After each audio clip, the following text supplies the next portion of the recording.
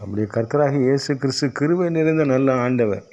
அவர் சிலுவையில் பாடுபட்டு மரித்து உயிர் தெழுந்த தேவன். அவர் பாடுபட்டதுனால, அவர் சோதிக்கப்பட்டதுனால சோதிக்கப்படுகிறவர்களுக்கும் பாதிக்கப்படுகிறவர்களுக்கும் உதவி செய்ய வல்லவராக இருக்கிறார். கர்த்தராக இயேசு கிறிஸ்துவை நம்பி அவருடைய சமூகத்தில் நம்முடைய பிரச்சனைகளை சொல்லி நம்பிக்கையோடு காத்திருக்கணும். இந்த பிரச்சனைகள்லாம் அவர் தீர்த்து வைக்கிற தேவன் என்று சொல்லி விசுவாசிக்கணும்.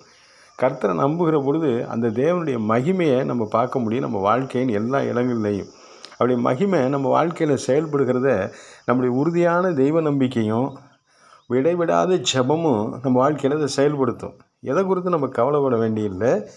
அவர் தாமே சோதிக்கப்பட்டு பாடுபட்டதினாலே, அவர் சோதிக்கப்படுகிறவர்களுக்கு உதவி செய்ய வல்லவராக இருக்கிறதுனாலே தைரியத்தோடு அவருடைய சமூகத்தில் நிற்போம். நம்ம வாழ்க்கையில் அவர் இல்லாமல் ஒன்றும் நடக்காது. அவருடைய நாமத்துக்கு என்றும் மகிமை உண்டாவதாக.